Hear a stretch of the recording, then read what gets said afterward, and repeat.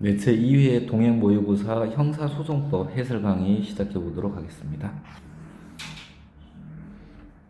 네, 1번 함정수사 나왔네요. 함정수사에서 이제 제일 기본적인 거, 범위를 가지지 아니해야 했는데 범위를 일으켜 행위한 것으로 인정된다면 이제 위법한 함정수사가 되는 거고, 법원은 공소기각 판결을 해야 합니다.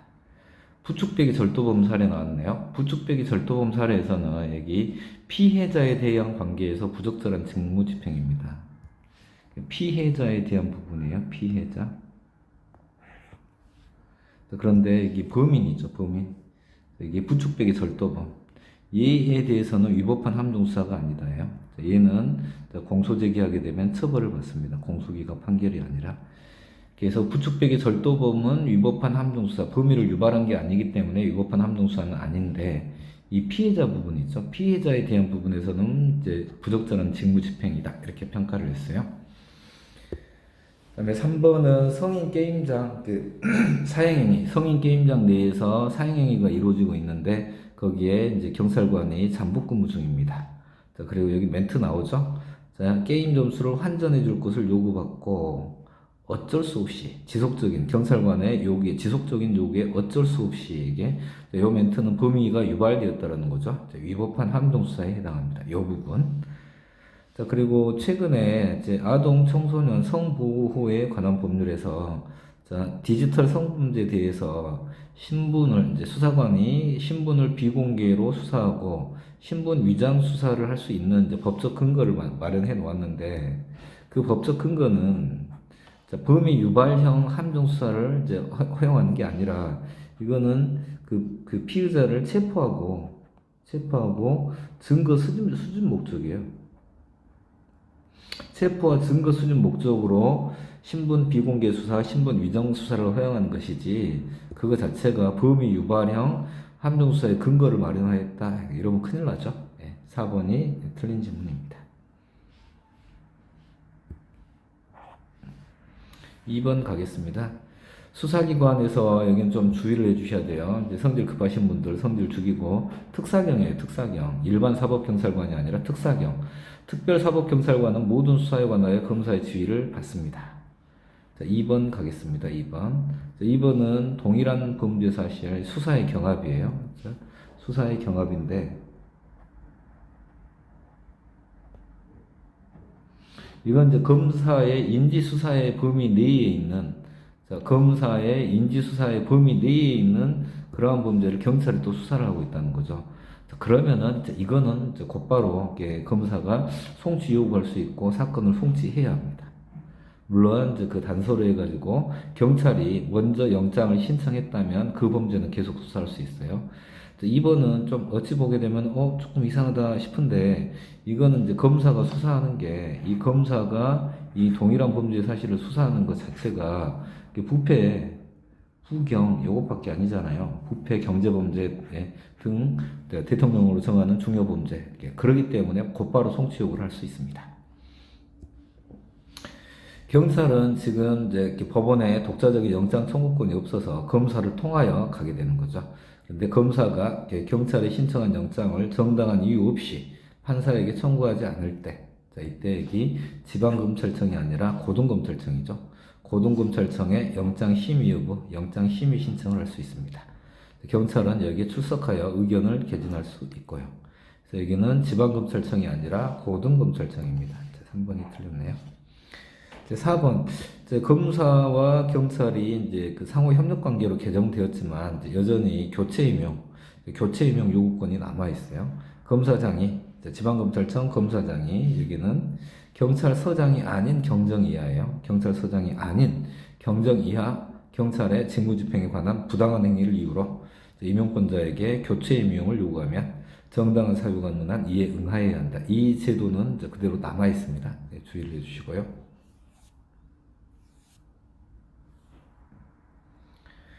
네, 고소로 가봅니다. 고소. 친고죄 공범들은 똑같이 처벌받거나 똑같이 공소기각 판결을 받게 돼요. 그래서 그중 일부에 대하여 1심 판결이 선고되면 공범 중 일부가 처벌받게 되는 거죠. 그래서 1심 판결 선고 전에 다른 공범자가 있다 하더라도 고소 취소를 할 수 없고, 고소 취소가 있다 하더라도 그 효력, 공소기각 판결을 하지 못한다. 이겁니다. 자, 이거는 이제 이렇게 형사소송법에 고소 취소의 시기가 232조예요. 그런데 친고죄의 공범들 간의 문제, 친고죄 고소의 주관적 불가분의 원칙이 233조에 규정되어 있는데, 판례가 이 233조를 조금 더 우선시하는 그러한 그 내용입니다. 1번 암기하시고요. 다음에 이제 고소 취소의 시기 1심 판결 선고 전 항소심에 이르러 이것만 찾으면 되겠죠. 고소를 취소하였다면 친고죄에 대한 고소 취소로서의 효력, 뭐죠? 공소기각 판결, 그거 못하겠다입니다. 항소심에 이르러.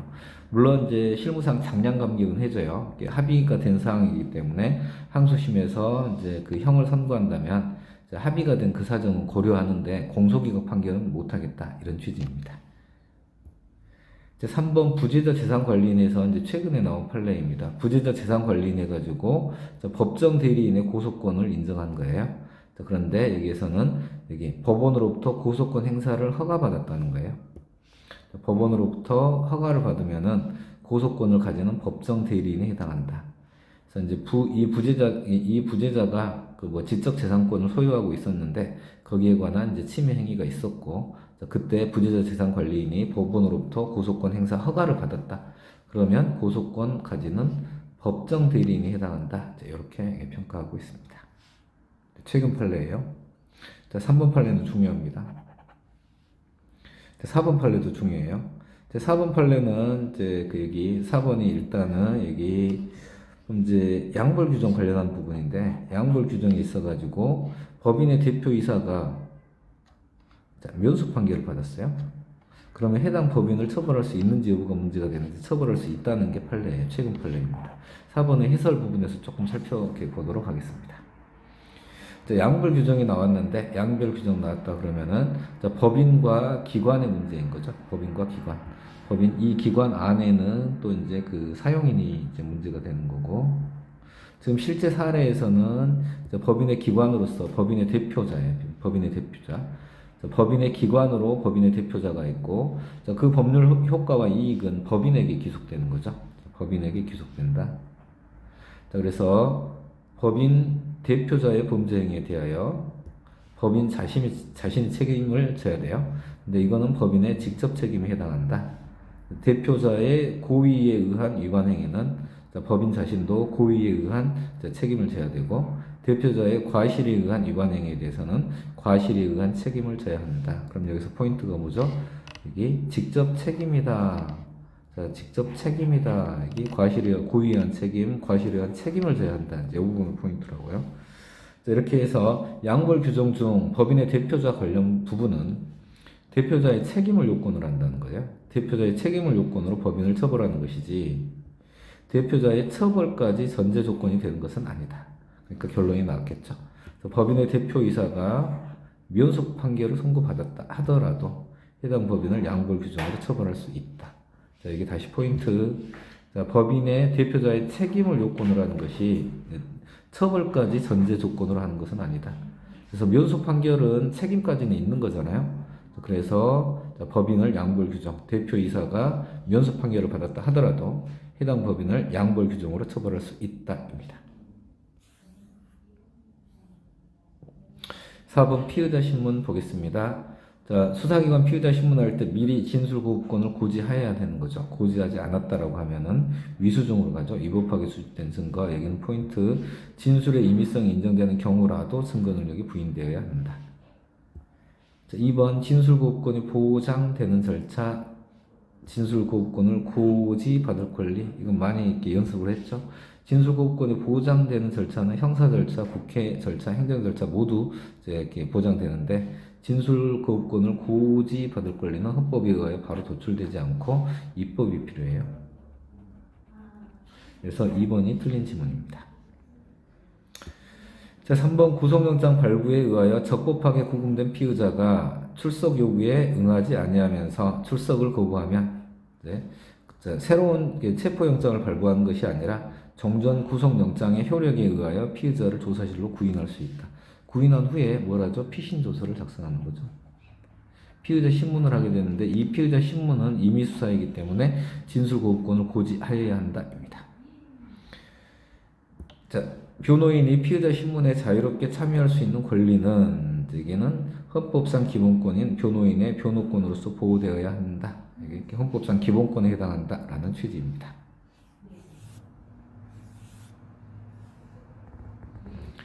5번 신뢰관계인 동석입니다. 신뢰관계인 동석에서 우리는 이제 피해자네요. 피해자 하면은 피해자는 두 개로 나눠지는 거죠. 안장할, 불안 또는 긴장하면 동석하게 할 수 있다. 안장할. 땡 끝났고 맞는 지문입니다.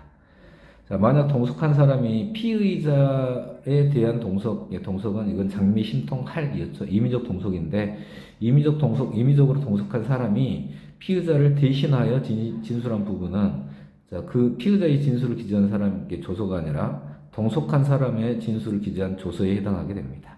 그러니까 자, 그 사람에 대한 진술 조서로서의 증거 능력 인정 요건 312조 사항의 요건을 갖추어야 증거 능력이 인정된다. 3번 피해자 나왔네요. 피해자 13세 미만의 장미가 필요하다 해서 동석하게 하여야 한다. 필요적 동석 이렇게 되고요. 그 다음에 이제 4번은 이제 신뢰관계인이 동석했다면은 자, 동석한 자는 그냥 옆자리에 앉아 있는 것일 뿐이에요. 그래서 자, 신문 또는 법원 또는 소송 관계인의 신문, 증인의 진술을 방해하거나 그 진술 내용에 부당한 영향을 미칠 수 있는 행위를 해서는 안 되고, 자, 재판의 진행을 방해할 때 행위 중지 명령을 할 수도 있고, 동석 자체를 중지시킬 수 있습니다. 4번이 틀린 지문입니다. 자, 6번 가겠습니다. 6번은 이제 미란다 고지 이후에 이제 비슷한 취지의 판례가 하나 나왔는데, 지금 이제 외국인에 대하여 외국인을 체포하거나 구속을 하게 될 때, 그 나라에 영사 통보권이 있음을 너희 나라 영사에게 네 체포 구속 사실을 알려줄까 말까 이걸 고지해줘야 돼요. 자, 이게 영사 관계에 관한 비엔나 협약입니다. 그 영사라고 하는 건 그 나라에 거주하고 있는 자국민들을 보호하기 위한 기관인데, 그 자국민이 체포 구속이 되게 되면은 영사에게 알려줄까 말까 이런 부분을 이제 고지해 주는 거죠. 그래서 원칙적으로 이 영사 통보권이 있음을 고지하지 않으면 이제 위법하다. 자, 그렇지만 이제 범인이 자기가 마약을 이렇게 투약하다가 이제 체포됐어요. 이걸 영사에게 알려주면은 범인이 좋아할 리가 없죠. 자, 이 영사통보권을 고지했다 하더라도 그 외국인인 피의자의 입장에서는 영사통보권을 행사하지 않게 되는 거죠. 자, 그래서 6번의 해설 부분 좀 보겠습니다. 자, 원칙적으로 외국인에게 영사통보권이 있음을 고지해야 하는데, 자, 그렇지 않았다라고 하면 국내법과 같은 효력을 가지는 협약을 위반한 것, 비엔나 협약을 위반한 것으로 위법하다예요. 그렇지만 영사 통보권을 고지받았더라도 영사의 조력을 구하였으리라고 보기 어려운 점. 알려주면 자기가 오히려 불리하게 되는 거죠. 그래서 예외적으로 쭉쭉 가서 자, 이 사건 체포 이후 수집된 증거와 이에 기초한 증거들은 위법 수집 배제 원칙의 예외에 해당하여 증거로 사용할 수 있다. 논리전개 아시겠죠? 일단 원칙적으로는 영사통보권이 있음을 고지해야 돼요. 고지하지 않았다라면 위법하다요. 자, 그렇지만 영사통보권을 고지받았더라도 영사 조력을 구하였으리라고 보기 어려운 점 등 사정에 비추어 자, 이 사건 체포나 구속 이후 수집된 증거와 이에 기초한 증거들은 위법 수집 배제 원칙의 예외에 해당하여 유죄의 증거로 사용할 수 있다예요. 최근 판례입니다. 2번 보겠습니다. 긴급체포의 요건 판단. 긴급체포의 요건 판단, 사후 후에 밝혀진 사정을 기초로 판단하는 것이 아니라 체포 당시 상황을 기초로 판단하고 수사 주체의 판단에 상당한 재량의 여지가 있다. 맞고요. 3번 갑니다. 3번 성폭력 범죄로 발부받은 체포영장이 이렇게 발부가 되었는데, 이걸 집행을 하기 위해서는 영장을 제시해야 돼요. 영장을 제시해야 하는데, 긴급을 요하면 영장을 제시하지 않고 일단 체포 절차에 착수할 수 있습니다. 체포 절차에 착수했습니다. 그런데 이에 피고인이 저항하면서 경찰관을 폭행했습니다. 자, 그런데 이때 사용한 흉기가 자동차를 이용하여 경찰관을 들이민 거예요. 특수 공무집행 방해의 현행범으로 체포하게 돼요. 자, 그러면은 이제 종전에 이렇게 발부받은 성폭력 범죄 체포영장을 별도로 제시하여야 하는지 여부가 문제가 되는데, 자, 이게 적법하다라는 사안입니다. 자, 물론 이 사안에서는 특수공직방해 현행범 체포의 적법 요건을 갖춘 것을 전제로 합니다. 자, 여기서는 판례가 논거가, 자, 체포가 완료되면 사후에 체포영장을 제시하고 미란다 원칙을 이제 고지하여야 하는데, 이건 체포 절차에 착수만 한 단계이다. 자, 그렇기 때문에 그 체포영장을 별도로 제시하지 않는 것은 적법하다라고 한 사안입니다. 이것도 최신 판례 중요해요. 4번 갑니다. 이건 청해부대 아덴만 여명 작전인데, 수사기관 아닌 자에게 청해부대이죠. 여기서 현행범인을 체포할 때 즉시 수사기관에 인도하여야 하는데, 즉시라고 하면, 자, 체포 시점과 반드시 시간적으로 밀착된 시점이어야 한다 하는 것은 아니고, 9일이나 걸렸잖아요, 실제. 정당한 이제 사유 없이 지체한 때, 그런 때를 의미한다. 반드시 체포 시점과 밀착된 시점이어야 하는 것은 아니다. 아니다.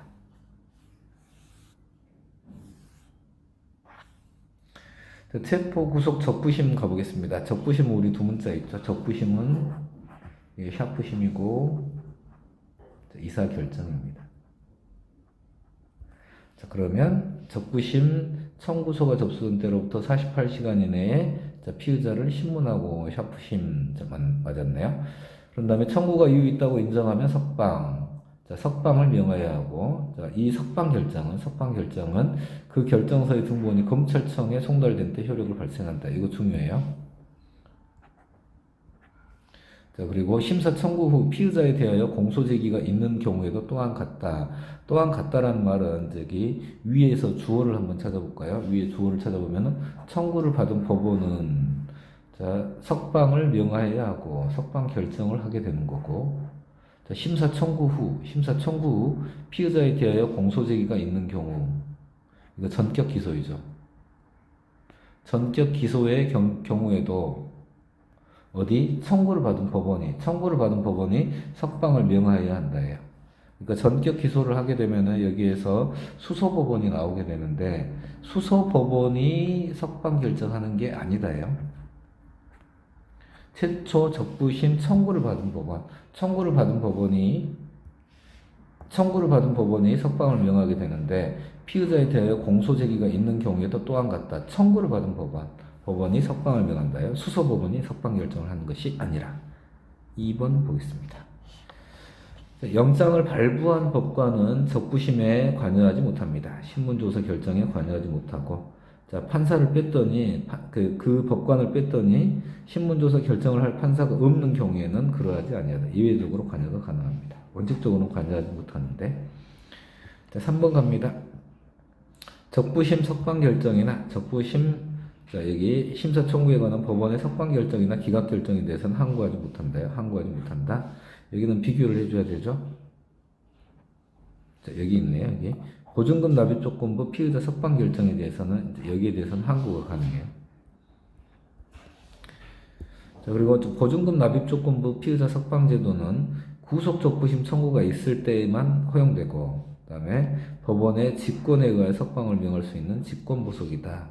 자, 이거는 체포 적부심에서는 인정되지 않는다는 거예요.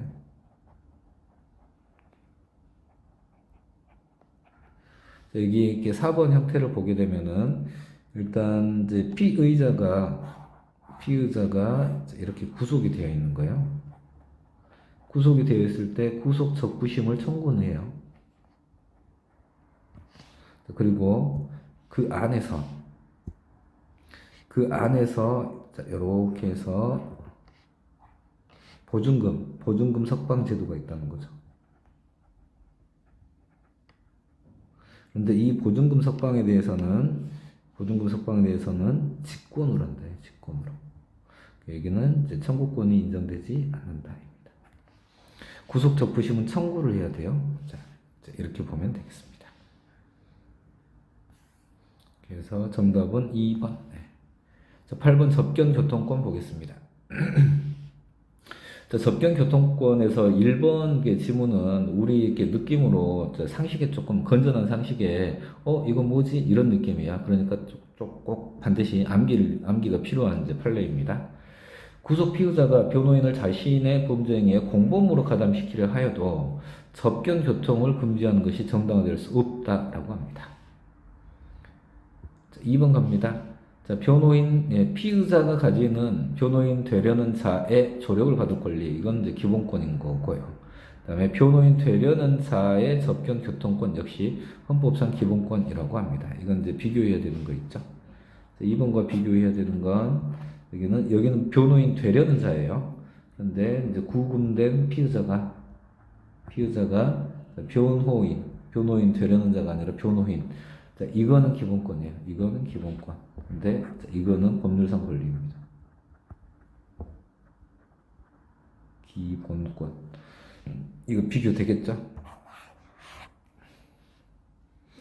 자, 3번 보겠습니다. 3번은 여기 집사 변호사라고 해요. 집사 변호사.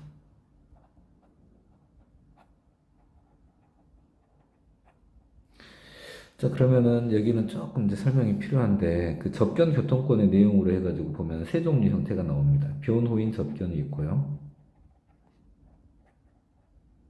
그다음에 우리가 알고 있는 가족 등 비변호인 접견이 있습니다. 비변호인 접견은 시간과 횟수의 제한이 있고, 변호인 접견은 시간과 횟수의 제한이 없어요. 이 변호인이라고 하는 건 당해 형사사건을 말합니다. 그런데 이 중간에 변호사 접견이 있어요. 자, 이렇게 해서 이 변호사 접견은 이 피의자 피고인 갑이 그냥 민사소송을 진행해요. 그런 다음에 그 민사소송, 이게 당해 형사사건이 아니라 민사소송에 그 변호사랑 만나겠다 하게 되면은 1과 3의 한 중간 정도의 보호를 받아요. 이 변호사 접견을 핑계로 여기에서 이제 접견을 한 다음에 자기 사업 활동을 하는 거죠. 이러한 경우에 이제 이 변호사 접견, 이 변호사들을 이제 집사 변호사라고 하게 됩니다. 물론 이제 그 소송에 정당한 목적이 있는 경우도 있고, 소송에 정당한 목적이 없는 경우에 이제 그때 위계 공무집행 방해죄로 처벌할 수 있는지 여부가 문제가 되는데, 자, 3번으로 갑니다. 자, 피고인 접견 변호사들에게 지시한 접견이 변호인에 의한 변호활동이라는 외관만을 갖추었을 뿐 실질적으로는 형사사건의 방어권 행사가 아닌 다른 주된 목적이나 의도, 회사 영업을 하려고 하는 그러한 의도. 자, 접견 교통권 행사의 한계를 일탈했다고 평가가 돼요. 자, 그러면 위계에 의한 공무집행 방해죄로 처벌할 수 있을 것 같은데 처벌할 수 없다라고 합니다. 자, 이거 최근 판례예요. 느낌이 좀 싸하죠? 네, 암기해 주시기 바랍니다. 이게 이제 집사 변호사 위계 공집방이 성립하지 않는다. 위계에 해당하지 않는다. 자, 그리고 공무원의 현실적 직무 집행이 저해된 것으로 볼 수 없다. 이게 판례예요. 다음에 구속 집행정지 제도. 자, 불구속 재판의 원칙과 무죄 추정의 원칙을 구현하기 위하여 보석 제도를 보충하는 기능을 한다. 그래서 보석 제도에 들어가는 전자장치 부착도 구속 집행정지 조건으로 허용된다. 네, 이것도 최근 판례입니다.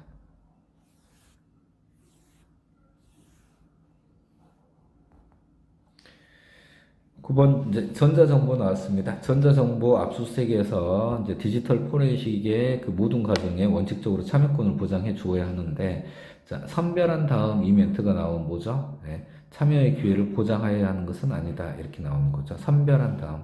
이 선별한 다음 앞에 이제 이런 멘트가 붙기도 해요. 자, 키워드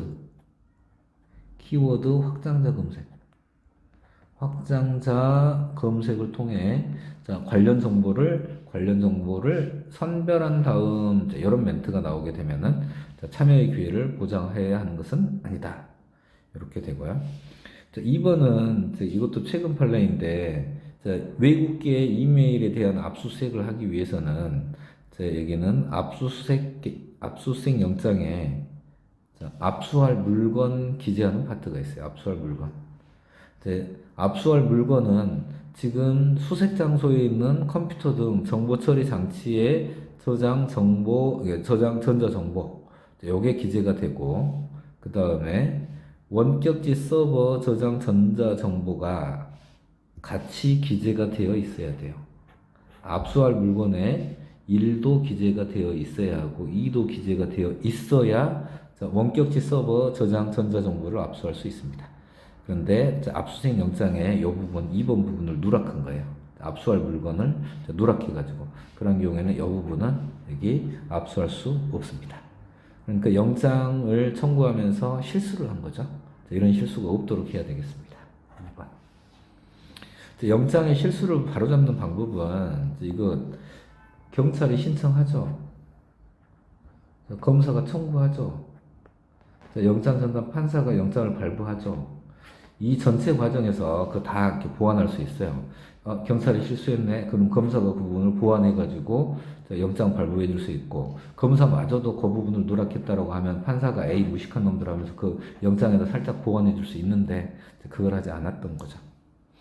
3번 가겠습니다. 3번은 이제 변태 대학 교수 사건이네요. 이미 제출자인 제3자가 제출의 동기가 된 범죄 혐의 사실, 이제 자기의 신체가 촬영된 그 부분이죠. 그 부분을 넘는 전자 정보를 일괄하여 이미 제출한다. 다른 피해자의 영상이 있는 휴대폰을 이미 제출한다. 라는 의사를 밝혔더라도 그 이미 이제 다시 봐봅니다. 제출의 동기가 된 범죄 혐의 사실 자신 걸 말하는 거고, 거기에 넘는 전자정보까지 일괄하여 이미 제출한다. 이거는 다른 피해자가 촬영된 휴대폰을 말하는 거고요. 수사기관이 영장 없이 적법하게 압수할 수 있는 전자정보의 범위는 범죄 혐의 사실과 관련된 전자정보에 한정된다. 이렇게 해서 그러면 그 범위를 넘는 전자정보, 이 부분, 다른 피해자에 대한 사진은 이미 제출의 범위를 넘는 거기 때문에 이거 위수중으로 가게 됩니다.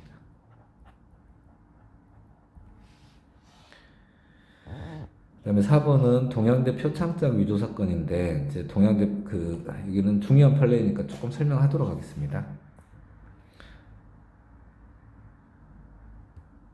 변태 교수 사건에서는 변태 교수 갑이 피해자 A를 촬영한 1번 휴대폰이 있고 B씨를 촬영한 2번 휴대폰이 있어요. 그런데 A가 이미 제출했어요.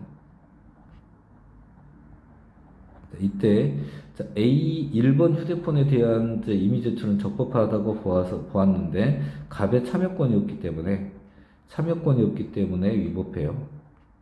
증거로 사용할 수 없게 되는 거고, 이 2번 휴대폰은 이미 제출의 범위를 넘어선 거기 때문에 이거 자체가 그냥 위수중이 되어버립니다. 그래서 사후 영장이 발부되거나 동의가 있다 하더라도 증거로 사용할 수 없게 되는 거고, 1번 휴대폰 부분은 이미 제출로서 적법하다고 이제 만약에 볼 수 있다 하더라도 갑의 참여권, 피의자의 참여권이 보장되지 않아서 위법하다라는 거고, 그 다음에 동양대 표창장 위조 사건은 동양대에 있는 PC가 있어요. PC가 있고, 이 PC에 이제 그 위조 표창장이 있는 거죠. 그래서 이 PC에 대해서 동양대 측에서 이미 제출했어요. 근데 이제 피의자 측에서는 여기에도 나의 참여권을 보장해 줘야 되는데 참여권을 보장해 주지 않았다라고 해서 다툰 사안인데, 여기에서는 이게 참여권 보장, 피의자 네가 이 위조 표창장의 주인이라 하더라도, 생성된 전자정보의 주체다 하더라도 좀 그렇죠. 예. 그렇다 하더라도 너에게는 참여권을 보장해 주지 않겠다는 거예요. 참여권 보장이 없어도 적법. 이렇게 해서 변태 교수 사건하고 동양대 표창장 위조 사건은 전자정보의 압수수색에서 아주 리딩 케이스 판례가 됩니다. 그러면 위에서 봐보면은 이제 4번.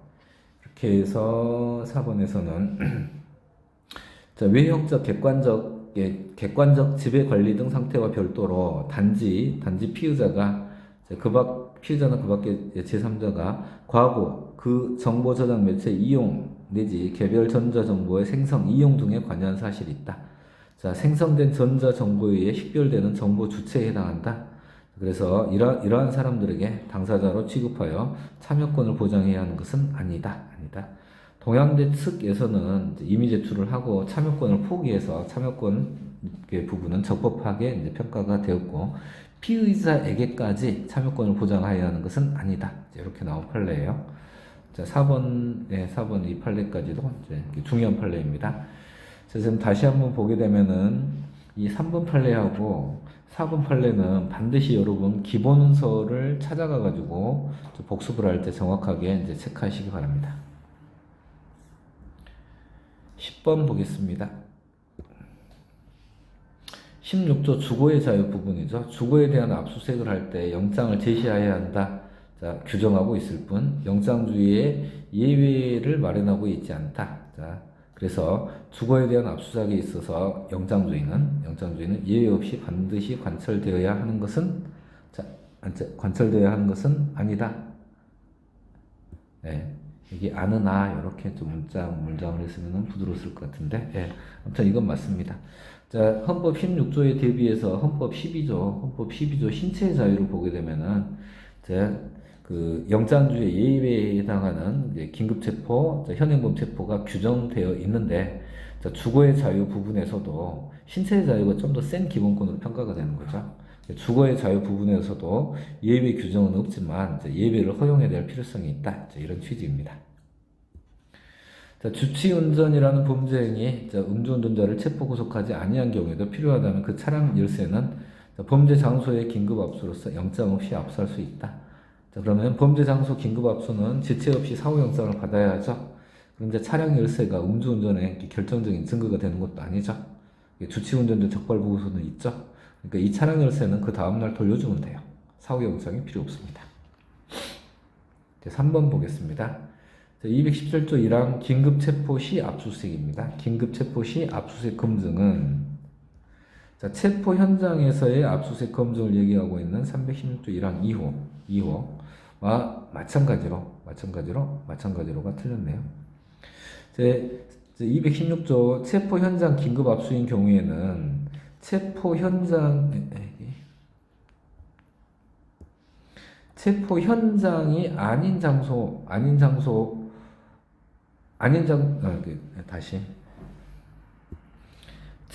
현장 긴급 압수는 체포 현장에서만 긴급 압수를 할 수 있는 거고, 긴급 체포 시 긴급 압수는 체포 현장이 아닌 다른 장소에서 압수할 수 있는 거죠. 3번. 그래서 저희가 항상 긴급 체포 시 긴급 압수를 하게 될 때는 긴급 체포 시 다른 장소에서 긴급 압수 이렇게 표현을 했었던 거고요. 그 다음에 4번 긴급 체포 시 긴급 압수, 긴급 체포된 자에 대한 영장 없이 압수수색을 하게 될 때는 급속을 요하는 경우에도 참여인 등이 반드시 있어야 돼요. 참여인 야간 집행의 제한을 받게 됩니다. 이거는 조금 까다로운 부분인데 220조 조문을 좀 꼼꼼하게 검토해 보시기 바랍니다. 그러면 여기는 216조에 의한 압수와 217조에 의한 압수를 구별을 해놓고 216조에 의할 때 요급처분으로 123조가 참여권이고 125조 야간 집행의 제한. 요게 가능하다. 참여자가 없어도 되고 야간 집행의 제한을 받지 않는다라는 건데 이게 긴급체포 시에는 적용되지 않는다는 거예요. 그러니까 반드시 참여권자가 있어야 하고 야간 집행의 제한을 받는다는 거죠.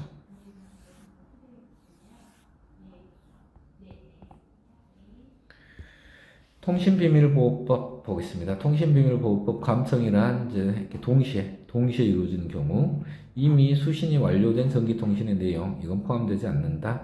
여기는 악우당탕 대화가 아니다. 그 공개되지 아니한 타인 간의 대화는 이제 당사자들이 현장에서 주고받는 육성에 의한 의사소통 행위를 말하는 거죠. 그래서 악우당탕은 의사소통 행위가 아니기 때문에 이걸 몰래 녹음했다 하더라도 유죄의 증거로 사용할 수 있다. 통비법 위반이 아니기 때문에. 3번 갑니다. 3번 수사기관이 마약류 관리에 관한 법률 어쩌고저쩌고 추가적인 증거를 확보할 목적으로 구속 수감되어 있던 갑에게 압수된 휴대전화를 제공하고 피고인과 통화하고 범행에 관한 통화 내용을 녹음한 거 불법 감청에 해당한다. 유죄의 증거로 사용할 수 없다입니다. 자, 11번, 4번은 일단 정답인데 4번은 조금 이제 보도록 하겠습니다. 자, 우리 인터넷 회선 감청 이 부분을 패킷 감청이라고 해요. 패킷 감청은 그 대상이 너무나 광범위하여 이제 헌법에 합치하지 아니한다라고 한 후에 이제 통비법이 개정되었는데 그 광범위한 부분을 조금 제한을 하겠죠. 일단 1차적으로 인터넷 회선 감청을 합니다.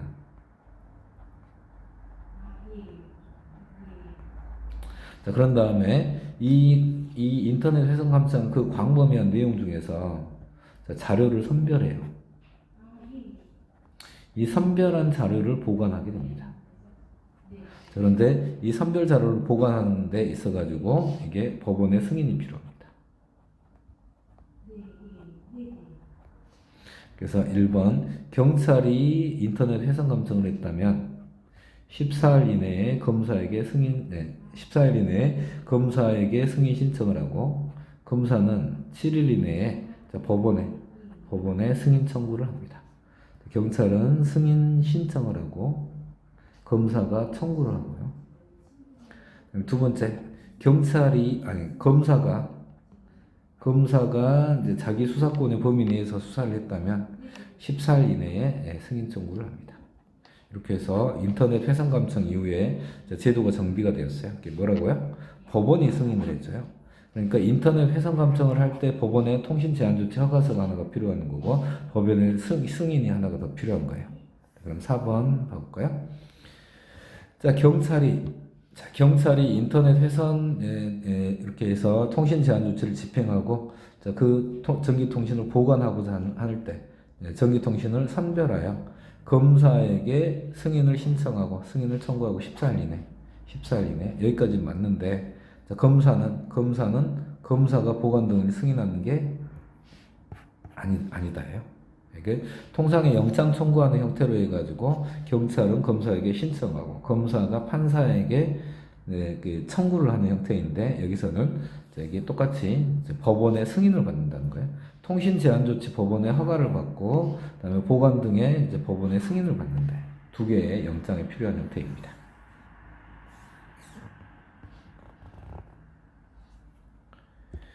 재정 신청 보겠습니다.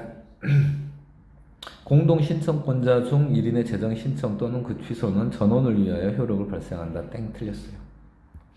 취소는 전원을 위하여 효력을 발생하지 않습니다. 자, 이 재정 신청은 233조 신고죄 고소의 주관적 불가분칙과 조금 구별을 해줘야 돼요. 자, 고소 또는 그 취소는 전원을 위하여 효력을 발생하지만 재정 신청은 신청만 전원을 위하여 효력을 발생합니다. 나머지 지문은 맞는 지문이고요. 재정 신청 사건의 관할 법원은 고등법원이고 심리는 공개하지 아니한다. 재정 신청 기각 결정에 대해서는 415조에 즉시항고, 재항고를 할 수 있고 공소 제기 결정에 대해서는 잘못되어도 불복할 수 없습니다. 비용 부담의 문제입니다. 재정 신청 기각 결정, 재정 신청의 취소가 있을 때 재정 신청인에게 비용의 전부 또는 일부를 부담하게 할 수 있다. 즉시항고할 수 있다. 여기서는 할 수 있다. 여기도 포인트예요. 하야가 아니라.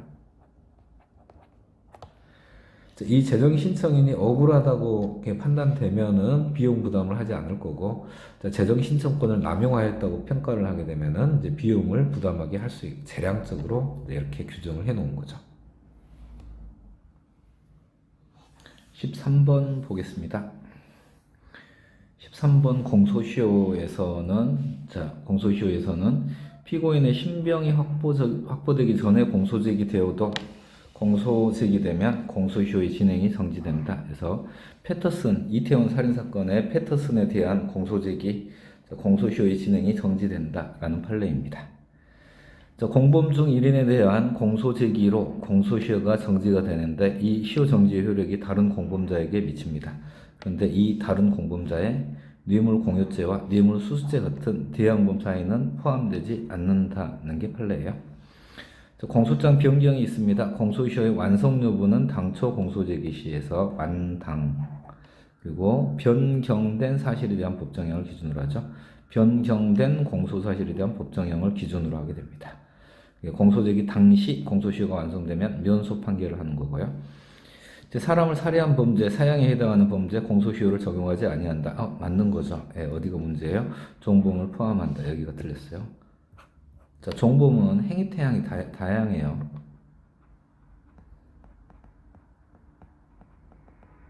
그러니까 종범까지 포함하게 되면은 이제 너무 형사처벌의 범위가 넓어지게 되는 거죠. 4번 틀렸습니다. 종범을 포함하지 않습니다. 종범은 제외한다예요. 14번 관할 보겠습니다. 관할. 자, 토지관할, 범죄지, 주소고소, 현재지. 그래서 현재지 토지관할은 자, 여기 임의에 의한 현재지뿐만 아니라 적법한 강제에 의한 현재지도 이에 해당한다. 소말리아 해적, 성해부대 아덴만 연명작전에서 적법하게 우리나라에 이제 강제되어 구속되어 있는 그 외국인 소말리아인들을 해적에 대하여 자, 토지관할권이 인정된다예요. 자, 2번 갑니다. 사물관할을 달리하네요. 사물관할. 사물관할을 달리하는 수기에 관련 항소 사건이 고등법원과 지방법원 본원 합의부, 그러니까 항소부를 말합니다. 여기에 계속된 때는 합의부가 우선하기 때문에 고등법원이 병합 심리 결정을 할 수 있는 거죠. 토지관할을 달리하는 경우에도 마찬가지입니다. 무조건 합의부가 우선해요. 사물관할에 있어서는 합의부가 우선합니다. 합의부가 우선하기 때문에 토지관할을 달리하는 경우에도 적용돼요. 3번 갑니다. 2번은 사물관할 병합 심리의 문제인 거고, 3번은 토지관할 병합 심리의 문제입니다. 토지관할 병합 심리는 이제 출발점 자체가 사물관할은 같고, 사물관할은 동일한데, 토지관할이 다를 때 병합 심리의 문제인데, 토지관할을 달리하는 수개의 1심 법원들의 관련 사건이 계속되는 경우, 그 소속 법원이 같으면 고등법원이, 그 소속 고등법원이 다른 경우에 대법원이 토지관할 병합 심리 신청 사건의 관할 법원이 된다 해서 토지관할 병합 심리는 신청이 인정돼요. 거기에 반해서 사물관할 병합 심리는 직권으로 하는 거예요. 항소심에서 공소장 변경에 의하여 단독판사 사건이 합의부 관할 사건으로 이송되면 합의부 우선이죠. 그래서 법원은 사건을 관할권 있는 법원에 이송하여야 하고 관할권 있는 법원은 합의부죠.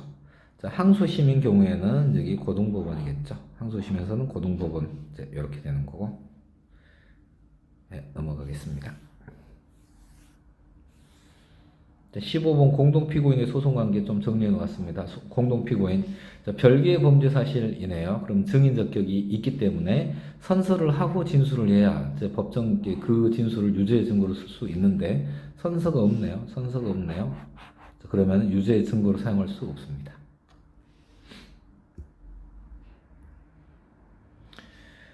당해 피고인과 공범 관계에 있는 수사기관 작성의 피의자 신문조서는 그 피의자가 성립의 진정이 인정되더라도 당해 피고인이 내용 부인하면 증거 능력이 없어지므로 그 당연한 결과로 314조가 적용되지 않는다.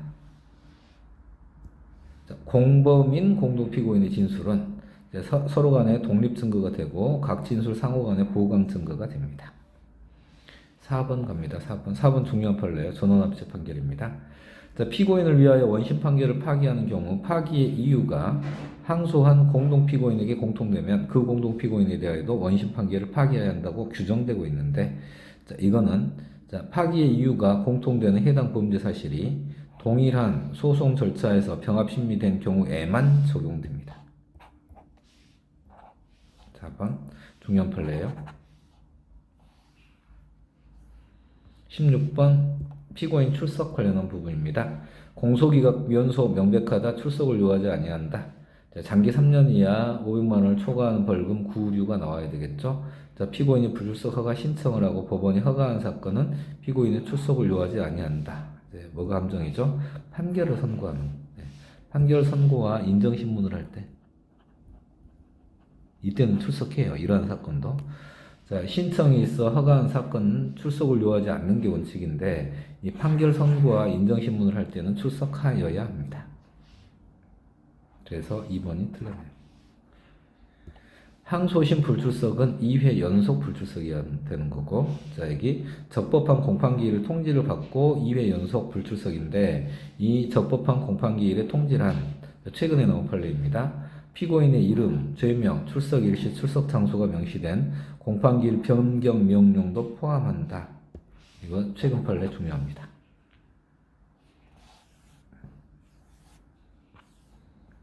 17번 증거조사 보겠습니다. 피고인의 자백을 보강하는 증거, 정상에 관한 증거, 이건 대충 조사하면 되는 거죠. 그 취지를 특히 명시하여 판사님 괴롭히지 말라, 이런 취지입니다. 자, 법원은 증거 신청에 대해서 채택 여부는 재량인데 결정은 하야예요. 네. 다시 채택 여부, 여기는 재량인데 증거 신청에 대해서 자, 채택 결정을 할지 기각 결정을 할지 결정은 하여야 합니다. 자, 그리고 증거 결정, 판결 전 소송 절차에 관한 결정, 증거 결정, 이의 신청으로 다툴 수 있는데, 이의 신청 뭐죠? 자, 법령 위반이 있는 경우에 하나요? 이의 신청할 수 있죠. 증거 결정. 자, 그런데 그로 말미암아 판결에 영향을 미친 때에는 이를 상소 이유로 삼을 수 있다. 어떤 상소죠? 판결에 대한 상소이니까 여기는 항소나 상고로 다툴 수 있다라는 거죠. 그 다음에 4번 보겠습니다. 312조, 313조에 따라 증거로 할 수 있는 피고인 또는 피고인 아닌 자의 진술을 기재한 조서 또는 서류가 피고인의 자백 진술을 내용으로 하는 경우, 그러니까 이건 재전문이에요. 재전문 증거에 해당합니다. 이러한 경우에는 자, 다른 범죄 사실에 대한 증거보다 먼저 이를 조사한다. 이건 재전문 증거인데 다른 증거를 조사한 후 마지막에 조사를 하게 됩니다. 자, 여기까지를 보게 되면은 312조와 313조가 자, 이거 자체가 전문 증거이죠. 그 안에 피고인의 자백 진술이 들어가 있죠. 자, 그렇기 때문에 이거 재전문이 되는 거예요. 재전문 증거인데 피고인의 진술을 내용으로 한다. 피고인의 자백 진술을 내용으로 한다. 그럼 다른 증거를 조사한 후에 마지막으로 한다. 자, 물증을 먼저 조사한다. 이런 취지로 하면 정답은 찾을 수 있습니다. 4번이 틀렸습니다. 증인신문 갑니다. 증인신문. 소환장을 발부하죠. 증인에게 송달 24시간 이전에 송달하도록 해야 돼요. 피고인은 12시간입니다. 자, 여기는 포인트. 소환장을 송달받은 증인이 정당한 사유 없이 출석하지 아니한 때 자, 소송비용 500만 원 이하의 과태료. 자, 과태료 재판을 받고도 나오지 않을 때 자, 7일 이내에 감치에 처하게 됩니다. 포인트는 소환장을 송달받은 증인이어야 돼요. 단순한 전화 소환을 받고 불출석한 경우에는 과태료에 처할 수 없습니다. 네, 맞고요. 그 다음에 2번 148조 증언 거부권인데 자, 여기 재심 자신에 대한 유죄 판결이 확정된 증인은 자, 이거는 자, 증언 거부권은 자기가 처벌받을 가능성이 있을 때 그 증언 거부권이 인정되는데 유죄 판결이 확정된 증인이면 일사부재의 원칙에 따라 처벌받을 가능성이 없어지는 거죠. 그래서 위 증인에게는 증언 거부권이 인정되지 않는다. 자, 앞에 부분은 함정이에요. 이런 거. 자, 재심을 청구할 예정이라 하더라도 뭐 이런 거 의미 없습니다.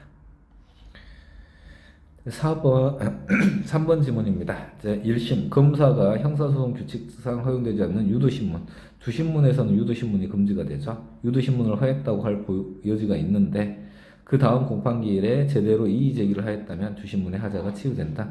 자, 그 다음 공판기일에 조서에 의하여 고지한 바, 이의하지 않았다. 주신문의 하자는 치유됩니다. 4번 피해자 의견 진술 제도입니다. 법원은 필요하다고 인정할 때 피해자 등의 직권 또는 신청에 따라 피해자 등을 공판기일에 출석하게 하여 이제 포인트는 여기죠. 범죄 사실의 인정에 해당하지 않는 사항에 관하여 증인 신문에 의하지 아니하고 의견 진술하게 합니다. 그러니까 여기에서는 이 의견은 범죄 사실 인정을 위한 증거로 사용할 수 없습니다. 증인 신문, 피해자 증인 신문에 의하면 피고인의 반대 신문권이 보장되기 때문에 유죄의 증거로 사용할 수 있는데 증인 신문에 의하지 아니하고 그러니까 피고인의 반대 신문권이 보장되지 않은 거고 또 더군다나 범죄 사실의 인정에 해당하지 않는 사항이에요. 그러니까 정상에 관한 그러한 자료를 얻기 위한 부분들. 자, 자, 피해자에게 판사님을 만나서 억울한 사정을 얘기할 수 있도록 이렇게 만드는 제도가 이제 새로 만들어졌습니다.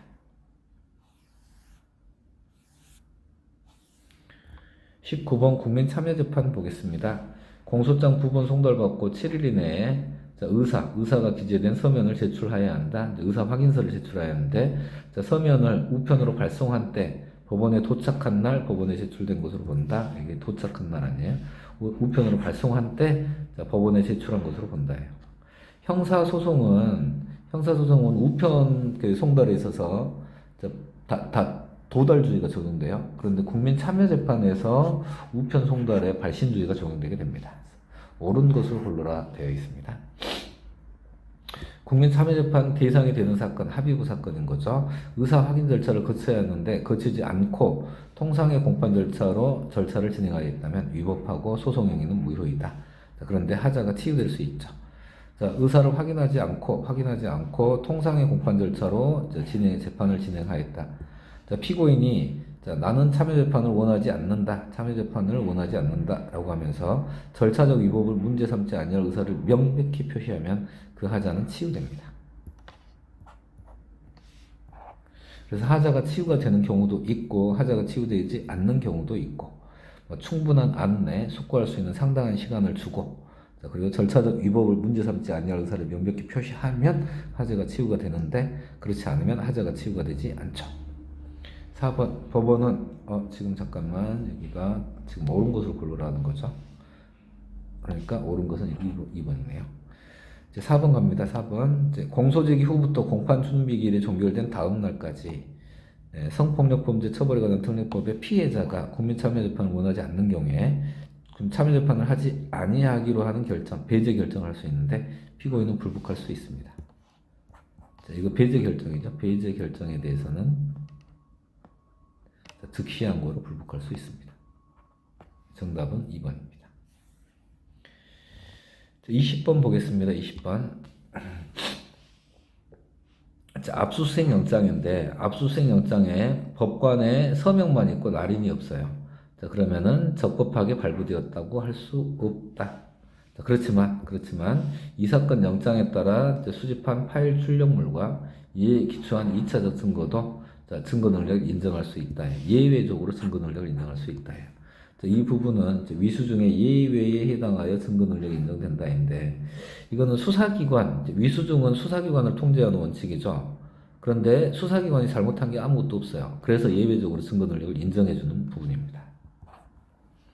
2번 보겠습니다. 일정한 증거가 발견되면 피의자가 자백하고 한 약속이 여기 이 멘트가 좀 중요해요. 검사의 강요나 위계에 의하여 이루어졌다든가 또는 불기소나 경한제 소추 등 이익과 교환 조건으로 된 것으로 인정되지 않는다면 이 문구를 바꿀 수도 있고요. 아무튼 이러한 경우에 위와 같은 자백의 약속하에 된 자백이라 하여 임의성 없는 자백이라고 단정할 수는 없다. 그런데 여기에서 지문을 꼬게 되면은 검사의 강요나 위계에 의하여 이루어지고 교환 조건, 이익과 교환 조건으로 된 것으로 인정되면 이렇게 문구를 바꾸게 되면은 틀린 지문 찾아주셔야 합니다. 3번 지문은 길게 나왔는데 부정수표 단속법 위반죄에서 수표 나왔죠. 이 수표는 증거물인 서면에 해당하고 진술에 가름하는 대체물이 아니므로 증거 능력은 증거물의 예에 의하여 판단해야 되고 전문법칙이 적용될 여지가 없다.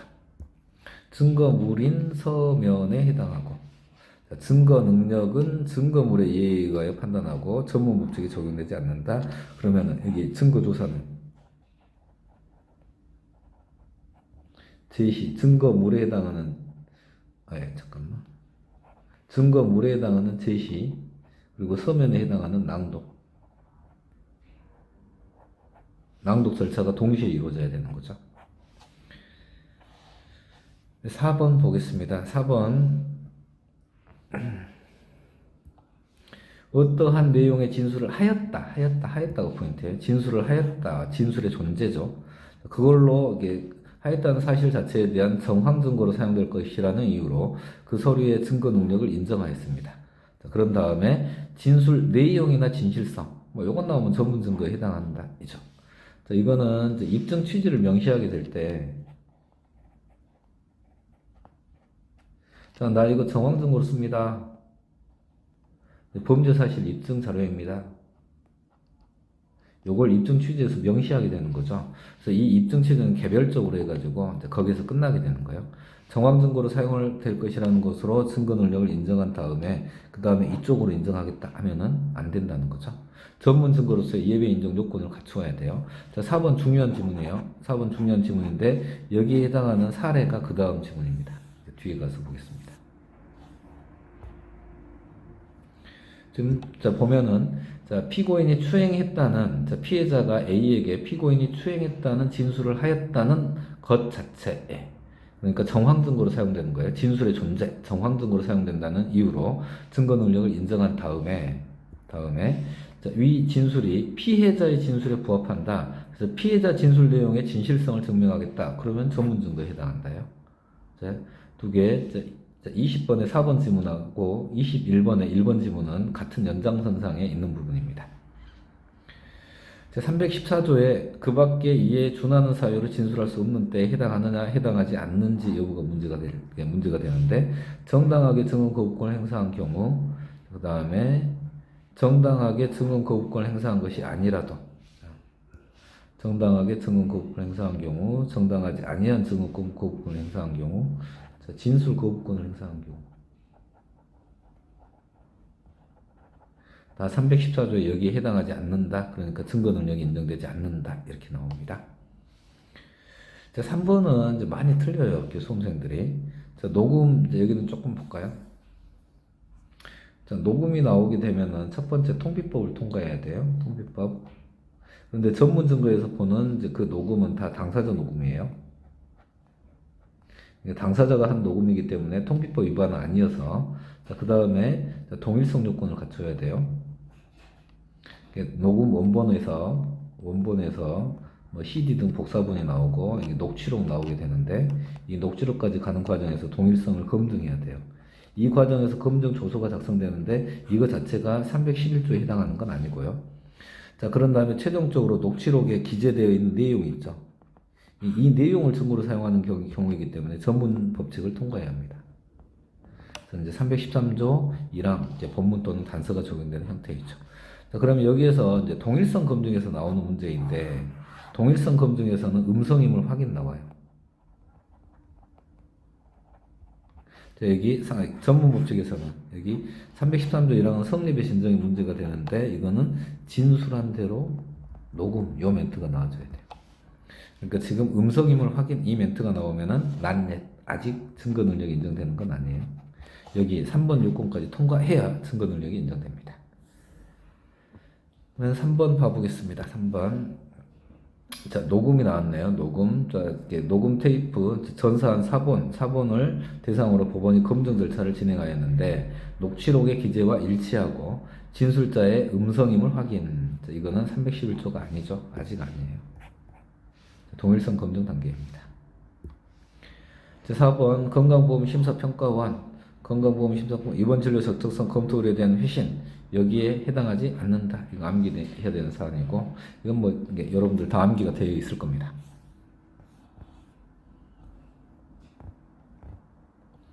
22번 보겠습니다. 예, 자백보강법칙과 관련하여 즉결심판과 소년보호사건에서는 자백만으로 사실을 인정할 수 있습니다. 보강법칙이 적용되지 않습니다. 자, 2번 피고인이 범행을 자인하는 것을 들었다는 피고인 아닌 자의 진술은 자, 이거 여기서 이렇게 포인트를 이렇게 보게 되면은 이게 뭐죠? 피고인이 범행을 자인하는 걸 말을 했고 그걸 들었다는 거니까 이 들었다는 사람이 진술을 하고 있어요. 이게 316조 1항 피고인의 진술을 내용으로 하는 전문 진술이에요. 그럼 이게 증거 능력 인정 조건을 통과했다고 했을 때 거기에서 주요 포인트는 요것 때문에 피고인이 범행을 자인한 것 때문에 유죄 인정 증거가 되는 거예요. 그러니까 알고 봤더니 자 이거는 지금 제3자의 전문 진술이기 때문에 피고인의 자백은 아니지만 그 진술의 알맹이가 피고인이 범행을 자인하는 것이 있다는 거예요. 그놈 때문에 유죄를 인정한 거기 때문에 피고인의 자백을 보강하는 증거가 될 수 없다입니다. 좀 까다로운 판례예요. 자백 보강 법칙에서 제일 중요한 판례를 하나만 고르세요 하면 요거. 그다음에 이제 단순 암기사항. 3번 같은 경우에는 이것도 좀 느낌이 이상한데, 그러니까 좀 여러 번 암기를 해야 되는 상황입니다. 자, 피고인의 습벽을 범죄 구성 요건으로 하여 포괄 일체인 상습범으로 해서 되게 하나의 범죄로만 이제 처벌을 하는 건데, 그 각 행위에 대하여 개별적으로 보강 증거가 필요하다는 게 판례예요. 그래서 해가지고 조금 암기가 필요하겠죠. 제310조 자백보강법칙이 적용되는 피고인의 자백에는 공범인 공동피고인의 진술은 포함되지 않는다. 그래서 공범인 공동피고인의 진술은 이제 다른 공동피고인에 대한 범죄 사실을 인정하는 증거로 할 수 있고 상호간의 보강 증거가 될 수 있다. 자백보강법칙입니다. 23번 가겠습니다. 자, 상소 들어갑니다. 상소에서 피고인의 배우자가 항소한 경우 소송 기록 접수 통지는 배우자에게 하여야 한다. 땡 틀렸어요. 이 경우에도 피고인에게 소송 기록 접수 통지를 해야 돼요. 필요적 변호 사건입니다. 항소법원이 국선 변호를 선정하고 자, 피고인과 그 변호인에게 기록 접수 통지를 했습니다. 그 변호인, 국선 변호인에게 기록 접수 통지를 했다는 거예요. 그런 다음에 이제 사선 변호인을 선임하였습니다. 이 사선 변호인에게 통지를 할 필요가 없다는 게 판례예요. 그러니까 변호인 선임하려고 하면 빨리 변호인 사서 써야 돼요. 그다음에 3번 갑니다. 3번은 변론 제기에 관련하여 사실심 변론 종결 후 검사나 피해자 등에 의해 피고인에게 불리한 새로운 양형 조건, 피해자가 사망한 경우에요. 그러한 자료가 법원에 제출되었다면 사실심 법원으로서는 변론을 제기하여야 한다 이렇게 읽히죠. 변론을 제기하여 필요한 양형 심리 절차를 거쳐 피고인의 방어권을 실질적으로 보장하여야 한다 해서 변론의 제기가 의무가 되는 사안입니다. 자, 이렇게 해서 새로운 양형 조건에 관한 자료, 이게 피해자가 사망.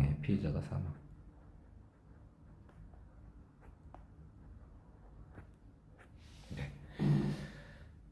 제 4번 판례 중요합니다.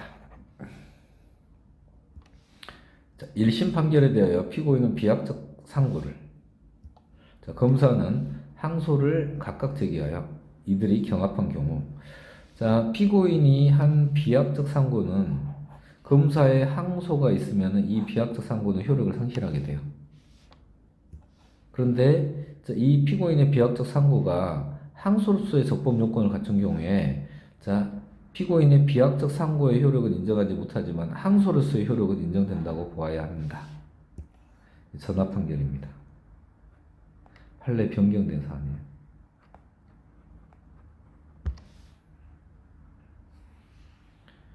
(24번) 가겠습니다. 재심입니다. 재심의 청구를 받은 법원은 재심 청구 단계이죠. 재심 개시 절차 단계입니다. 사실 조사를 할 수 있다. 그런데 이 사실 조사는 재심은 두 개로 항상 구별을 해줘야 돼요. 재심 청구 단계, 재심 심판 단계. 재심 심판은 공판이에요. 당사자주의가 지배합니다. 그런데 재심 청구 단계는 공판 단계가 아니에요. 그래서 재심 청구 단계에서는 사실 조사를 직권으로만 합니다. 당사자에게 신청권이 없어요. 신청권이 없는데 신청을 하였다. 이런 표현을 직권 발동을 촉구하는 의미의 신청을 하였다. 이렇게 표현하게 되는데 그러한 신청에 대해서는 재판을 할 필요도 없고요. 기각하였다 하더라도 고지할 필요가 없게 됩니다. 신청권이 인정되지 않는다예요.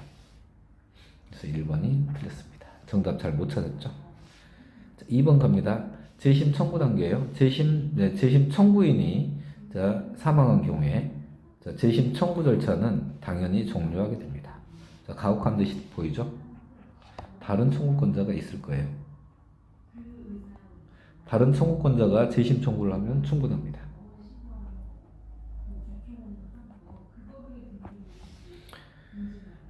특별 사면으로 형선고의 효력이 상실된 유죄 확정 판결. 이것도 재심의 대상이다. 판례가 변경되었고, 그 다음에 재심 개시 결정이 이루어져서 재심 심판법원이 그 심급에 따라 다시 이제 심판한 결과 유죄로 인정되는 경우, 원래 유죄로 인정되는 경우에는 자, 형을 선고해야 돼요. 형을 선고해야 되는데 그 형 선고의 효력이 상실된 유죄 확정 판결을 받았죠. 이것보다 불리해지면 안 돼요. 자, 그래서 자, 형을 선고해야 되는데 요놈 때문에 자, 그래서 피고인이 되어야 형을 선고하지 아니한다는 주문을 선고할 수밖에 없다. 재심에서도 불이익 병량 금지 원칙이 적용되기 때문에요. 다시 이 형 선고의 효력이 상실되어서 피고인은 형이 지금 없는 상태잖아요. 그게 대상 판결인데 유죄로 인정되었다 하더라도 형을 선고해버리면은 이 대상 판결보다 더 불이익해지잖아요. 그러니까 유죄는 유죄인데 형을 선고하지 못한다. 이런 형태로 주문을 선고하게 됩니다. 재심 심판 절차입니다. 재심 심판 절차에 재심 심판 공판 절차인데 그 공판 절차와 다르다요. 재심은 비상의 구제 절차이기 때문에 공소장 변경이 허용되지 않는다. 그다음에 다른 사건 병합 심리하는 것이 허용되지 않는다. 그리고 우리 추가해서 암겨놓은 거 있죠. 기판력이 인정되지 않는다. 그리고 형법 37조 후단의 경합권 관계도 성립하지 않는다. 24번 네, 보겠습니다. 25번 약식명령 즉결심판 약식명령이네요. 자, 벌금 구류 몰수 땡 틀렸네요. 벌금 구류에 처할 수 없습니다.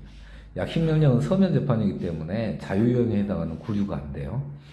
추징 기타 처분을 할 수 있습니다. 2번 약식명령에 청구가 있는 사건을 약식명령 청구는 기각할 수가 없고 공판 절차로 이행하게 됩니다.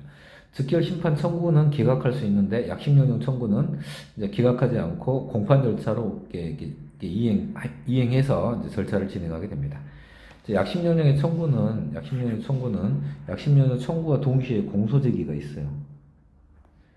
그렇기 때문에 약식명령을 할 게 아니라면 공소제기를 한 게 있기 때문에 그냥 공판 절차로 진행해 버리면 돼요. 그러면서 그 절차를 조금 보완해 줘야 되는데 자, 검사에게 즉시 그 취지를 검사에게 통지하고 검사는 5일 이내에 공소장 부본을 법원에 제출하고 법원은 그 부본을 송달하게 됩니다. 그다음에 이제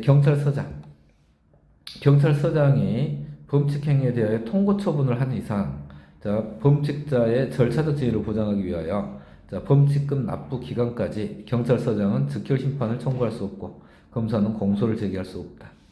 자, 이것도 최근에 좀 나온 의미 있는 판례입니다. 통고 처분은 형사 절차가 아니다라는 취지예요. 그 형사 절차로 이행되지 않을 그 이익을 보호해 줘야 되기 때문에 자, 즉결 심판과 공소 제기 이거는 형사 절차잖아요. 형사 절차고 이건 전과 자료가 돼요. 그런데 통고 처분은 이제 특수한 절차이고 특수 절차인데 전과 자료가 남지 않아요. 그렇기 때문에 이 이익을 보장하기 위하여 범칙금 납부 기간까지는 즉결 심판 청구할 수 없고 검사도 공소를 제기할 수 없다라고 합니다. 자, 경찰서장의 청구에 의해 즉결 심판을 받은 피고인으로부터 정식 재판 청구가 있는 경우 경찰서장의 즉결 심판 청구는 공소 제기와 동일한 소송 행위이므로 공판 절차에 의하여 심판하여야 한다. 그런데 이제 공판 절차에 여러 가지 특칙들이 즉결 심판법에 규정되어 있는 거죠. 자, 이상 이제 2회 동행 모의고사 이제 그 해설 강의를 마치겠는데 여러분들 이제 점수에 너무 민감하게 반응하지 마시고 형사소송법 전체를 한번 쭉 점검했다. 이제 이렇게 보시고 남은 시간 이제 수험 계획을 조금 이제 효율적으로 이제 남은 시간 계획은 그때 해가지고 조금씩 조정을 해주셔야 돼요. 그렇게 해서 남은 시간까지 이렇게 완주하시기 바랍니다. 수고하셨습니다.